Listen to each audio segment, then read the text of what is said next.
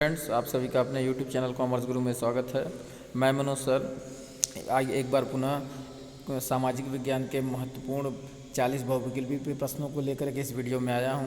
तो यदि आप चैनल पर नए हैं तो चैनल को सब्सक्राइब करें और जो परसों आपके एग्ज़ाम होने वाले हैं उसको दृष्टिगत रखते हुए ये क्वेश्चन आपके लिए बहुत ही महत्वपूर्ण होने वाले हैं। ये बहुत ही महत्वपूर्ण प्रश्न है, VVI क्वेश्चन है, जिसको आप पढ़ लेंगे तो आपका परीक्षा जो है बहुत ही अच्छे नंबर आने की संभावना काफ़ी हद तक बढ़ जाएगी। तो फटाफट हम लोग प्रश्नों को देखते हैं। जो पहला क्वेश्चन है, फ्रांस की क्रांति कब हुई? तो आप जानते हैं फ्रांस की क्रांति कब हुई थी। फ्रांस की क्रांति कब हुई है? ऑप्शन जो घ है 1789 ईस्वी। ठीक है, यहाँ उत्तर मैंने लिख दिया है 1789 ईस्वी। तो समय ज़्यादा न बर्बाद करते हुए हम आज केवल प्रश्नों के उत्तर के बारे में बात करेंगे।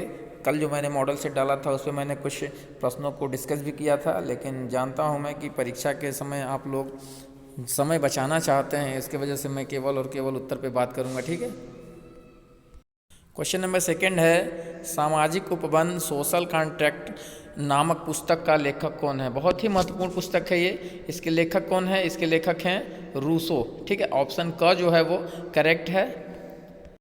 क्वेश्चन नंबर 3 है, यंग इटली सोसाइटी की स्थापना किसने की थी? तो यंग इटली सोसाइटी की स्थापना मेजनी ने, यानी ऑप्शन ख जो है वो सही है, मेजनी ने की थी। क्वेश्चन नंबर 4 है, इटली का एकीकरण कब पूरा हुआ? तो इटली का एकीकरण जो है 1870 ईस्वी में पूरा हुआ। ऑप्शन ग जो है वो सही है। नेक्स्ट क्वेश्चन है, क्वेश्चन नंबर 5, शुल्क संघ जालवेराइन की स्थापना किसकी पहल पर की गई? ठीक है, जालवेराइन, तो ये किसकी पहल पर की गई थी? ये जो पहल था वो प्रसा की तरफ से था। ठीक है, किसकी तरफ से? प्रसा की तरफ से। तो यहाँ 4 ऑप्शन है, प्रसा, फ्रांस, ऑस्ट्रिया और रूस। तो प्रसा जो है इसकी तरफ से पहल की गई थी। अगला प्रश्न है, जलियांवाला बाग हत्याकांड कब हुआ था? बड़ा ही मशहूर प्रश्न है, कई बार एग्जाम में पूछा हुआ है। तो जलियांवाला बाग जो है 13 अप्रैल 1919 को। ठीक है, 13 अप्रैल 1919 को। ये जो ऑप्शन आपका कौन सा सही होगा? ठीक है, ऑप्शन जो है क, 13 अप्रैल 1919 को। क्वेश्चन नंबर 7 है, हिंद स्वराज नामक पुस्तक की रचना किसने की थी? तो हिंद स्वराज नामक पुस्तक की रचना ये किसने की थी? महात्मा गांधी जी ने। किसने? महात्मा गांधी। यहाँ 4 ऑप्शन है, पंडित जवाहरलाल नेहरू, महात्मा गांधी, राजेंद्र प्रसाद और बाल गंगाधर तिलक। प्रश्न है, स्वराज हमारा जन्मसिद्ध अधिकार है और इसे लेकर रहेंगे, यह कथन किसका है? तो आप जानते हैं यह कथन बड़ा ही महत्वपूर्ण कथन है, ये बाल गंगाधर तिलक का। ठीक है, 4 ऑप्शन है, राजेंद्र प्रसाद, लाला लाजपत राय, बाल गंगाधर तिलक और विपिन चंद्र पाल। तो इसमें बाल गंगाधर तिलक इसके सही उत्तर है। क्वेश्चन नंबर 9 है, ब्रिटिश सरकार ने केसर हिंद की उपाधि से किसे सम्मानित किया? केसर हिंद, तो महात्मा गांधी को यह सम्मान दिया गया था। ठीक है, केसर हिंद। अगला प्रश्न है, क्वेश्चन नंबर 10, सीमांत गांधी किसे कहा जाता था? महात्मा गांधी को, श्रीमती इंदिरा गांधी, अब्दुल गफ्फार खां और पंडित जवाहरलाल नेहरू। तो जो अब्दुल गफ्फार खां थे उनको सीमांत गांधी के नाम से जाना जाता था। अगला प्रश्न है, उत्पत्ति के आधार पर संसाधन कितने प्रकार के होते हैं? तो उत्पत्ति के आधार पर संसाधन जो होते हैं वो 2 प्रकार के होते हैं। 12वां प्रश्न है, पंजाब में भूमि निम्नीकरण का निम्नलिखित में से मुख्य कारण क्या है? तो निम्नीकरण का क्या कारण है? अधिक सिंचाई। ठीक है, अधिक सिंचाई जो है भूमि निम्नीकरण का कारण बना हुआ है। क्वेश्चन नंबर 13 है, प्रथम पृथ्वी सम्मेलन का आयोजन किस वर्ष किया गया? तो प्रथम पृथ्वी सम्मेलन का आयोजन 1992 में किया गया। नेक्स्ट क्वेश्चन है, किस राज्य में काली मृदा मुख्य रूप से नहीं पाई जाती? तो ये जो है वो प्रश्न है, राजस्थान में इसका उत्तर होगा। राजस्थान जो है वो रेतीली मृदा होती है। क्वेश्चन नंबर 15 देखिए, इनमें से कौन सी टिप्पणी प्राकृतिक वनस्पति जात और प्राणी जात के ह्रास का सही कारण नहीं है? तो इसका उत्तर है ग, पशुचारण और ईंधन लकड़ी एकत्रीकरण करना। ठीक है, ये 2 मुख्य कारण हैं। अगला प्रश्न है, क्वेश्चन नंबर 16 है, बाघ परियोजना की शुरुआत किस वर्ष हुई थी? तो बाघ परियोजना की शुरुआत 1973 में हुई थी। नेक्स्ट क्वेश्चन, क्वेश्चन नंबर 17, अंतर्राष्ट्रीय प्राकृतिक संरक्षण और प्राकृतिक संसाधन संरक्षण संघ के द्वारा विभाजन में किस श्रेणी को रखा गया है? तो इसमें जो है संकटग्रस्त जातियाँ, दुर्लभ जातियाँ, लुप्त जातियाँ, यानी इनमें से सभी को। ठीक है, तो इनमें से जो सभी है सभी को रखा गया है। क्वेश्चन नंबर 18 है, 14वीं शताब्दी में किसने दिल्ली में सीरी फोर्ट क्षेत्र में जल की सप्लाई करने के लिए हौज खास का निर्माण कराया? तो यह है इल्तुतमिश। ठीक है, इल्तुतमिश ने। अगला प्रश्न है, क्वेश्चन नंबर 19 है, निम्नलिखित में से कौन सा वक्तव्य बहुउद्देशीय नदी परियोजनाओं के पक्ष में दिया गया तर्क नहीं है? ठीक है, कौन सा तर्क नहीं है? तो इसमें पहला हम लोग देखते हैं, पहला क्या है, बहुउद्देशीय परियोजनाएं उन क्षेत्रों में जल लाती हैं जहां जल की कमी होती है। ठीक है, ये है। फिर दूसरा है, दूसरा कथन कह रहा है कि बहुउद्देशीय परियोजनाएं जल बहाव को नियंत्रित करने, बाढ़ पर काबू पाती हैं। ये तो उसका लक्षण है। बहुउद्देशीय परियोजनाओं से बृहद स्तर पर विस्थापन होता है और आजीविका खत्म होती है, ये भी होता है।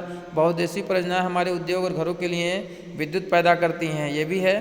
तो इसका जो उत्तर है वो है ऑप्शन क। ठीक है, ऑप्शन क जो है, बहुउद्देशीय परियोजनाएं उन क्षेत्रों में जल लाती हैं जहां जल की कमी होती है। तो ये बहुउद्देशीय परियोजनाओं के पक्ष में दिया गया तर्क नहीं है। क्वेश्चन नंबर 20 है, सरदार सरोवर बांध किस नदी पर बनाया गया है? बहुत ही आसान प्रश्न है, नर्मदा नदी पर सरदार सरोवर बांध। अगला प्रश्न है, सामान्यतः किसी देश का विकास किस आधार पर निर्धारित किया जाता है? तो किसी देश का विकास प्रति व्यक्ति आय, औसत साक्षरता दर, लोगों की स्वास्थ्य स्थिति, उपरोक्त सभी के आधार पर ये दर्ज किया जाता है। ठीक है, प्रति व्यक्ति आय अच्छी होनी चाहिए, औसत साक्षरता दर अच्छी हो जानी चाहिए और लोगों की स्वास्थ्य की स्थिति भी अच्छी होनी चाहिए। क्वेश्चन नंबर 22 है, मान लीजिए कि एक देश में 4 परिवार हैं, इन परिवारों की प्रति व्यक्ति आय 5,000 रुपये है। अगर 3 परिवारों की आय क्रमशः 4,000, 7,000 और 3,000 रुपये है तो चौथे परिवार की आय क्या होगी? ठीक है, तो 4 परिवारों की जो औसत आय है वो 5,000 रुपये है और 3 परिवारों की आय यहाँ 14,000 रुपये है। तो जाहिर सी बात है चौथा जो होगा वो 6,000 रुपये होगा। ठीक है, तो ऑप्शन जो घ दिया है 6,000 रुपये, यहाँ आपको दिख रहा होगा, ये 6,000 रुपये जो है ऑप्शन घ, ये है आपका सही उत्तर। ठीक है, नेक्स्ट क्वेश्चन है, क्वेश्चन नंबर 23, मानव विकास रिपोर्ट देशों की तुलना में किस आधार पर करती है? तो जो विकास रिपोर्ट होता है वो स्वास्थ्य, शिक्षा, प्रति व्यक्ति या इन सभी को, तो ये क्वेश्चन ऊपर भी इसी से संबंधित था, वही क्वेश्चन है, रिपीट किया गया है। क्वेश्चन नंबर 24 है, एक वर्ष में पैदा हुए 1,000 बच्चों में से 1 वर्ष की आयु से पहले मर जाने वाले बच्चों की संख्या क्या कहलाती है? तो ये शिशु मृत्यु दर कहलाती है। क्या कहलाती है? शिशु मृत्यु दर। ठीक है, शिशु मृत्यु दर क वाला। मातृत्व मृत्यु दर क्या होता है? जो महिलाएं होती हैं वो डिलीवरी के दौरान जो मृत हो जाती हैं उन्हें हम मातृत्व मृत्यु दर कहते हैं। और मृत्यु दर जो 1,000 में पैदा होते हैं, सॉरी 1,000 में नहीं। क्वेश्चन नंबर 24 है, वनोत्पादका संग्रह करना की क्षेत्र की गतिविधि है। किस क्षेत्र की गतिविधि है? ठीक है, थोड़ा सा टाइपिंग मिस्टेक है। तो वनोत्पादक जो है प्राथमिक क्षेत्र की ये गतिविधि है। क्वेश्चन नंबर 26, वे क्षेत्र जो सरकार द्वारा पंजीकृत होते हैं और उन्हें सरकारी नियमों और विनियमों का अनुपालन करना होता है कहलाते हैं? तो वे संगठित क्षेत्र कहलाते हैं। ठीक है, 4 ऑप्शन है जिनमें क वाला सही है, संगठित क्षेत्र। क्वेश्चन नंबर 27 है, रमेश, सुरेश, नरेश और राकेश 4 भाई हैं। रमेश खेतों में काम करता है, सुरेश किसी फैक्ट्री में मजदूरी करता है, नरेश एक शिक्षक है और राकेश एक टैक्सी ड्राइवर है। इनमें से किसके कार्य सेवा क्षेत्र के अंतर्गत आते हैं? ठीक है, क्या दिया है? सेवा क्षेत्र। सेवा क्षेत्र के अंतर्गत कौन कौन से आएंगे? नरेश और राकेश। ठीक है, नरेश और राकेश। राकेश चूँकि टैक्सी ड्राइवर है तो सेवा देता है, लोगों को एक जगह से दूसरे जगह ले जाता है, और नरेश एक शिक्षक है तो वो भी एक सेवा देता है। क्वेश्चन नंबर 28 है, रोहन एक अकुशल बेरोजगार युवक है, वह रोजगार की गारंटी देने वाली सरकारी योजना मनरेगा के तहत अपना पंजीयन करवाता है। रोहन को वर्ष में कितने दिनों के रोजगार की गारंटी मिलेगी? तो आप जानते हैं मनरेगा में आपको कितने दिन की गारंटी मिलती है काम की? तो 100 दिन की। क्वेश्चन नंबर 29 है, एक खेत में लक्ष्मण और उसके परिवार के 4 व्यक्ति काम करते हैं जिसमें सालाना 20 क्विंटल गेहूं का उत्पादन होता है। लक्ष्मण के चचेरे भाई भरन ने 1 वर्ष तक लक्ष्मण और उसके परिवार के साथ मिलकर कार्य किया, परंतु इस वर्ष कुल उत्पादन में कोई वृद्धि नहीं हुई। करण की परिस्थिति को किस श्रेणी में रखा जाएगा? तो करण की जो परिस्थिति होगी वो किसके अंतर्गत आएगी? प्रच्छन्न बेरोजगारी। ठीक है, प्रच्छन्न बेरोजगारी के अंतर्गत इसकी श्रेणी आएगी।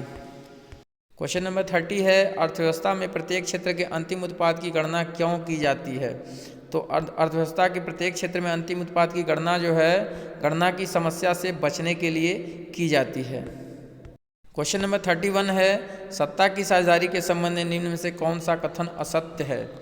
तो सत्ता की साझेदारी लोकतंत्र के लिए लाभकर है, ये सही है। इससे सामाजिक समूहों में टकराव का अंदेशा घटता है, ये भी सही है। यह अस्थिरता एवं आपसी फूट को बढ़ाती है, ये गलत है। सत्ता में लोगों की भागीदारी बढ़ाती है।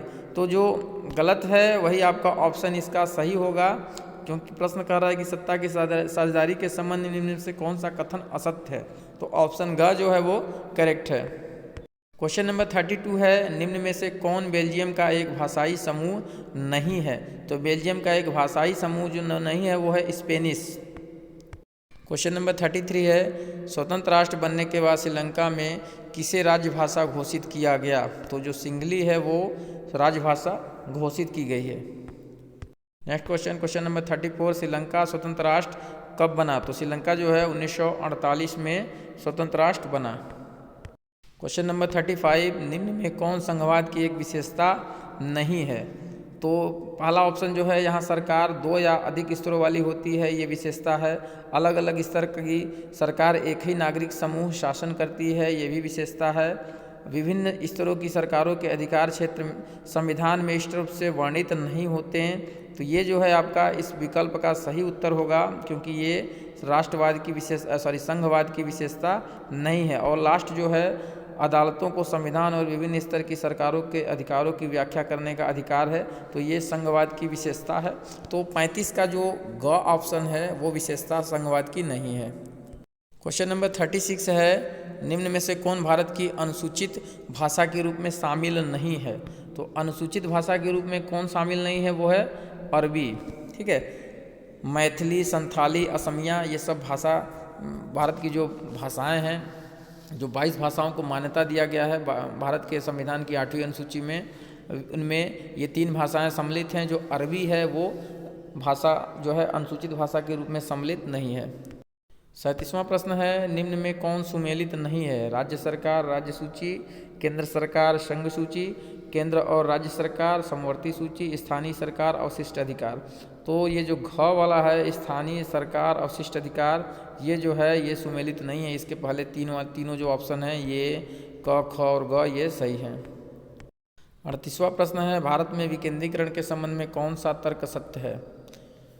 तो पहला ऑप्शन है, अब स्थानीय स्वशासी निकायों के चुनाव नियमित रूप से कराना संवैधानिक बाध्यता नहीं है, ये असत्य है, ठीक है, ये गलत है। पूछ रहा है विकेंद्रीकरण के संबंध में कौन सा कथन सत्य है? तो ये असत्य है। दूसरा है, वास्तविक विकेंद्रीकरण की दिशा में एक बड़ा कदम 1992 में उठाया गया, ठीक है। तो जो ख वाला ऑप्शन है, वास्तविक विकेंद्रीकरण की दिशा में एक बड़ा कदम 1992 में उठाया गया, ये जो है कथन सत्य है। 39वां प्रश्न है, निम्न में से कौन सुमेलित नहीं है? तो कौन सुमेलित नहीं है? पहला है, वर्ग विशेष के हित समूह किसी विशेष तबके या समूह के हितों को बढ़ावा देने वाले संगठन है, ये तो सही है। राजनीतिक दल ऐसा संगठन जो राजनीतिक सत्ता पाने की गरज से लोगों को लामबंद करता है, ये भी सही है।